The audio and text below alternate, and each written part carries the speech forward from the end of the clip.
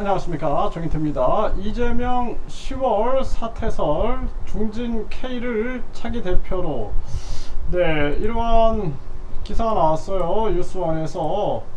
이재명 10월 사퇴설 중진 K를 차기 대표로 장성철 이 총선 패배 위기감에 이러한 부분들의 기사를 실었고요.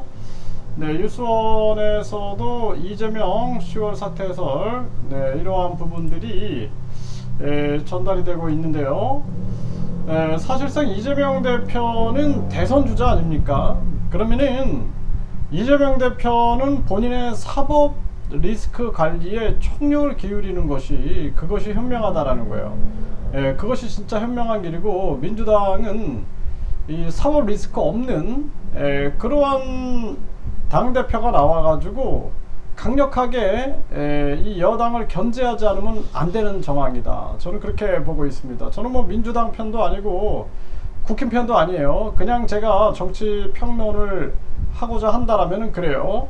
지금 윤석열 이 검찰 정권 같은 경우에는 계속 이 검찰이 가지고 있는 기소권이라든지 그 검찰의 권력을 이용해 가지고 사법 리스크가 있는 사람들한테는 쥐약이 되는 거예요. 쥐약. 그러다 보니까 이재명 대표가 지금 길을 못 펴고 있어요. 그래서 이렇게 많은 국회의원을 가지고 있음에도 불구하고 계속 질질 끌려가고 있는 것입니다.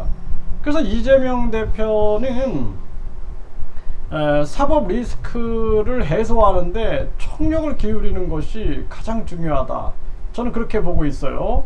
그 송영길 전 대표가 지금 거기에 집중하면서 싸우고 있잖아요. 그러한 모습으로 외곽에서 사법 리스크를 해소하고 싸우는 것이 중요하고, 지금 윤석열 정부가 경제가 지금 파탄 났음에도 불구하고 신경을 안 쓰고 있고, 지금 더 큰 문제는 전쟁몰이를 하고 있다는 거예요. 전쟁몰이하면서 계속 우리나라가 일본과 미국한테 끌려가면서 전쟁몰이 상황으로 가고 있고, 미국은 언제든지 중국 공산당과 대화하면서 그 상황을 교묘하게 이용할 수 있는 사람들입니다.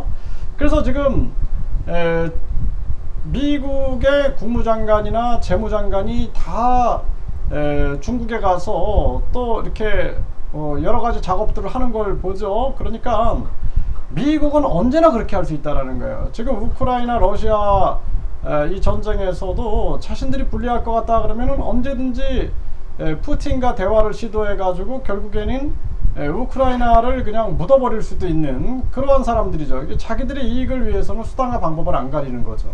그래서 북한 공산당도 믿어서도 안 되고, 중국 공산당도 믿어서도 안 되고, 기시다 정권도 믿어서도 안 되고, 바이든도 믿어서도 안 된다. 푸틴도 믿어서도 안 되고, 우리의 운명은 우리가 개척해 나가는 자주적 정신이 굉장히 중요하다라는 거예요.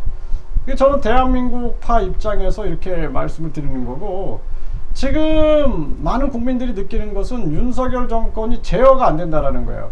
그 윤석열 정권의 주변에 붙어 있는 부역자들은 계속 지금 만세 찬양 부르기에 여념이 없죠. 지금 김건희 여사 쇼핑 문제도 사과해라 안 하죠. 그냥 국민들 무시하고 자기 지지자들과 부역자들한테 둘러싸여 가지고 계속 외부 활동을 하고 있습니다. 뿐만 아니라 윤 대통령 장모가 구속됐음에도 불구하고 사과 표명 한마디 안 하죠. 지금 그냥 국민 무시하고 가고 있는 거예요. 그래서 지금 또 뭐 관상가, 뭐 풍수 관상가가 뭐 또 이렇게 국정에 개입한 게 아니냐, 뭐 이런 논란들이 있음에도 불구하고 전혀 그냥 국민들 무시하고 나는 내 갈 길 간다 그러고 가고 있는 것입니다. 이게 참 심각한 문제인데, 그러기 위해서는 야당들이 싸워야 되는데, 지금 이 검찰 정권 입장에서는 한마디로 말해서 사법 리스크 있는 사람들을 계속 죽여가면서 길을 빼고 있는 거죠. 그래서 사법 리스크가 전혀 없는 사람이 당대표가 돼가지고 싸워야 된다.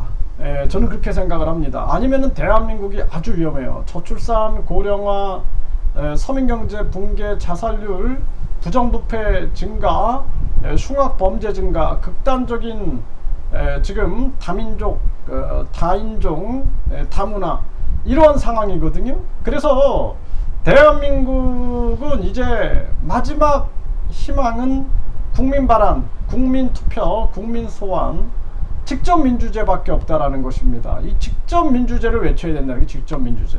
이거 못 외치고 이재명 대표도 나도 그냥 대통령 돼가지고 윤석열처럼 또 독재해야지 이런 생각한다라면은 이거는 뭐 국민들이 용서하지 않아요. 그리고 대한민국 그냥 망할 겁니다. 대한민국.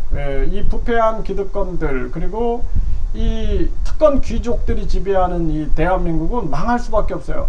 특권 귀족들이 나만 잘 먹고 잘 살면 되겠지 하고 욕심과 이기심을 부리는데 결국에는 자기들도 망한다라는 걸 알아야 돼요.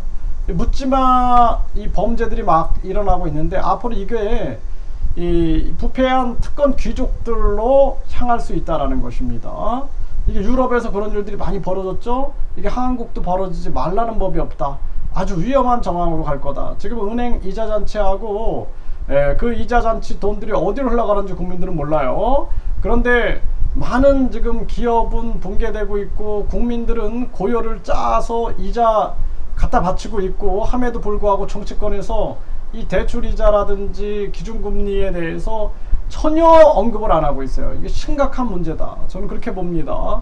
지금 대한민국 나라는 파탄이 되고 기업은 적자고 가게는 빚에 허덕이고 있음에도 불구하고 자기들은 잘 먹고 잘 사니까 배만 튀어나오는 거예요. 그냥 계속 배만 튀어나오고 그러면서 자기들은 아주 특권 귀족으로서 살아가고 있는데 특권 왕족, 특권 귀족으로 살아가고 있는데 국민들은 절망 속에 빠져 있다라는 것을 전혀 인식하지 못하고 있다라는 것입니다.